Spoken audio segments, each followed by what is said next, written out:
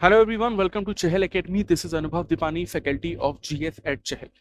India जैसे एक बड़े देश जिसकी पॉपुलेशन 140 करोड़ के आसपास है, ऐसे देश को चलाने के लिए कॉन्स्टिट्यूशन और कानून दोनों की जरूरत पड़ती है।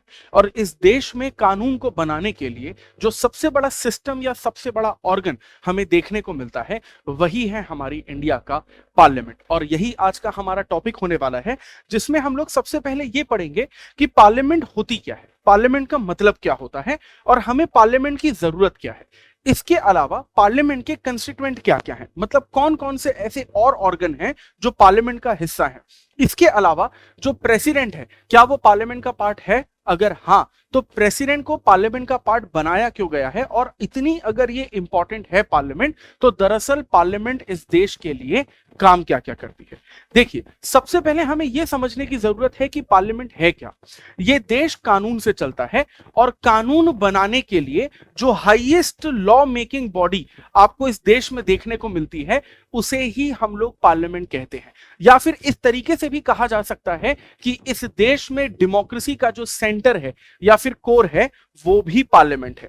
इसके अलावा अगर सिटीजन्स के पर्सपेक्टिव से बात करते हैं, तो लोगों का जो फेथ है वो पूरी तरीके से पार्लियामेंट में है, क्योंकि पार्लियामेंट लोगों के एक्सप्रेशंस को एक आवाज देती है सारी की सारी डेमोक्रेसी के सामने, और यही पार्लियामेंट के सबसे मेजर फंक्शंस या प्रिंसिपल्स में से एक आता है। अब पार्लियामेंट के अगर सबसे ज्यादा इंपॉर्टेंट कामों की हम लोग बात करते हैं, तो उसमें देश के लिए कानून बनाना तो पहले नंबर पर आता ही है, लेकिन इसके अलावा साल में एक बार जब एनुअल फाइनेंशियल स्टेटमेंट या बजट की बारी आती है, तो बजट पास करने का काम भी पार्लियामेंट करती है। इसके अलावा जो काउंसिल ऑफ मिनिस्टर्स होते हैं, उनकी अकाउंटेबिलिटी तय करना, या फिर जो कानून इस देश के लिए बनाए जा रहे हैं, उनकी अकाउंटेबिलिटी तय करने का काम भी पार्लियामेंट ही करती है। जितने भी स्टेट्स या यूनियन टेरिटरीज हैं इस देश में, या फिर जितने भी सिटीजन्स इस देश में हैं, इन सारे लोगों को, सारे स्टेट्स को आवाज देने का काम, यानी अपनी बात खुलकर सामने रखने का काम भी पार्लियामेंट करती है। इसके अलावा प्रेसिडेंट और वाइस प्रेसिडेंट को इलेक्ट करने और उनको पोस्ट से हटाने तक के इंपॉर्टेंट काम पार्लियामेंट के अंदर ही आते हैं। अगर हम लोग यहां पर पार्लियामेंट के कंस्टिट्यूएंट्स की बात करते हैं, यानी पार्लियामेंट किन चीजों से मिलकर बना है, वो देखते हैं, तो हमारा पार्लियामेंट टोटल 3 चीजों से मिलकर बना होता है, जिसमें पहले नंबर पर आता है लोकसभा, जिसे हम लोग लोअर हाउस के नाम से जानते हैं। दूसरे नंबर पर राज्यसभा, जिसे हम लोग अपर हाउस के नाम से जानते हैं। And then very last, president of India. अब प्रेसिडेंट ऑफ इंडिया जो है, उनको पार्लियामेंट का हिस्सा क्यों बनाया गया है, यह भी एक बहुत ज्यादा इंपॉर्टेंट कंसेप्ट है, क्योंकि पार्लियामेंट जो हमारी 3 चीजों से मिलकर बना है, उसका मेन काम है कानून को बनाना। अब कोई भी कानून को बनाने के लिए सबसे पहले वो बिल बनकर पार्लियामेंट में आता है। तो जब कोई एक बिल लोकसभा से पास होता है, उसके बाद राज्यसभा से पास होता है, और उसके बाद वो प्रेसिडेंट के सिग्नेचर या फिर एसेंट के बाद ही कानून बनता है।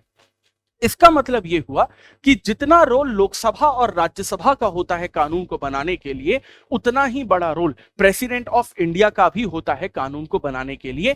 और सिर्फ इसीलिए हम लोग प्रेसिडेंट को पार्लियामेंट का हिस्सा बोलते हैं। यह बात अलग है कि प्रेसिडेंट पार्लियामेंट का हिस्सा तो है, लेकिन प्रेसिडेंट लोकसभा या राज्यसभा में से किसी भी हाउस के मेंबर नहीं होते हैं।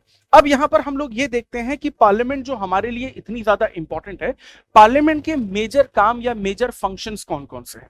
सबसे पहले अगर हम लोग देखें तो लेजिस्लेटिव फंक्शन सबसे ऊपर आता है, जिसमें हम लोग देखते हैं कि लोकसभा, राज्यसभा और प्रेसिडेंट कानून बनाने का काम करती है। इस देश के जितने भी कानून आपको देखने को मिलते हैं, एग्जाम्पल के तौर पर डाउरी प्रोहिबिशन एक्ट, ग्राम न्यायालय एक्ट, लोकपाल लोकायुक्त एक्ट 2013 का, या फिर goods and services tax act 2017 का, ये सारे काम जो पार्लियामेंट के लेजिस्लेटिव फंक्शंस होते हैं, ये पार्लियामेंट ही बनाती है।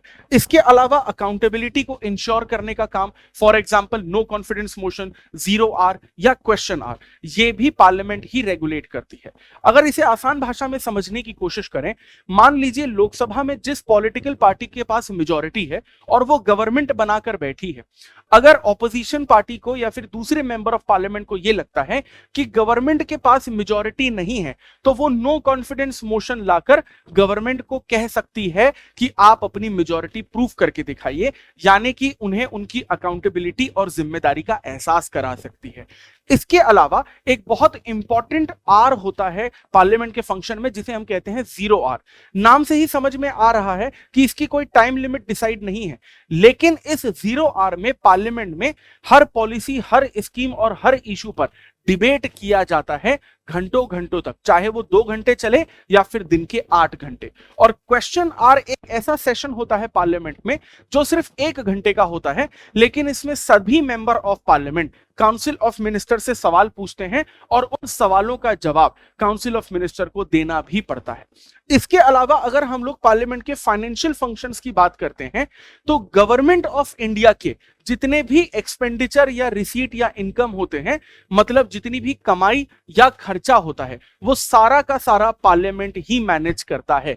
इसका मतलब आप और मैं टैक्स के नाम पर जो पैसा गवर्नमेंट को देते हैं, जिसे हम लोग पब्लिक मनी या पब्लिक फंड के नाम से जानते हैं, उस पब्लिक मनी को गवर्नमेंट पार्लियामेंट की परमिशन के बिना बिल्कुल भी खर्च नहीं कर सकती है। और बजट पास करना तो लोकसभा और राज्यसभा का एक इंपॉर्टेंट फंक्शन माना ही जाता है। इसके अलावा हम लोग ये देखते हैं कि देश के जितने भी बड़े प्रॉब्लम्स होते हैं या फिर पब्लिक इश्यूज होते हैं, उनको खुले तौर पर बहुत डिटेल में डिस्कस किया जाता है पार्लियामेंट में, जिसे हम लोग पार्लियामेंट का डिबेटिंग फंक्शन भी कहते हैं। इसके अलावा अगर आप रिप्रेजेंटेशन की बात करते हैं, तो जितने भी सेक्शन इस देश में आपको देखने को मिलते हैं, उन सभी सेक्शन से मेंबर ऑफ पार्लियामेंट चुनकर आते हैं लोकसभा और राज्यसभा में। और हर रिलीजन, कास्ट, जेंडर, क्रीड और सेक्शन, क्लास के जो सारे के सारे पॉइंट ऑफ व्यू हैं, वो पार्लियामेंट तक पहुंचते हैं। यानी पार्लियामेंट इस देश को इक्वली रिप्रेजेंट करता है और यही इसका रिप्रेजेंटेटिव फंक्शन कहलाता है। अगर हम इसके इलेक्शन फंक्शन की बात करते हैं, तो प्रेसिडेंट और वाइस प्रेसिडेंट जैसे इंपॉर्टेंट पोस्ट पर प्रेसिडेंट और वाइस प्रेसिडेंट जैसे पर्सन्स का इलेक्शन करने का काम भी पार्लियामेंट ऑफ इंडिया करती है। यहां तक कि इनके हाथों में जुडिशियल फंक्शंस भी होता है, जिसमें हम लोग ये देखते हैं कि प्रेसिडेंट का इंपीचमेंट या वाइस प्रेसिडेंट को उनकी पोस्ट से हटाना, या सुप्रीम कोर्ट और हाई कोर्ट के जजेस को भी उनकी पोस्ट से हटाने का काम भी पार्लियामेंट ही करती है। इस पॉलिटी के चहल एकेडमी की सीरीज में पार्लियामेंट से जुड़े बहुत सारे टॉपिक्स हैं, जो आपको आने वाले वीडियोस में डिटेल में और सिंपल लैंग्वेज में पढ़ाए और समझाए जाएंगे, जो आपकी यूपीएससी की सिविल सर्विसेज एग्जामिनेशंस के लिए बहुत ज्यादा इंपॉर्टेंट होने वाले हैं। तो अगर आप इन टॉपिक्स को उसी सिंपल लैंग्वेज में पढ़ना चाहते हैं, please keep following Chahal academy. I will see you in the next video. Thank you very much.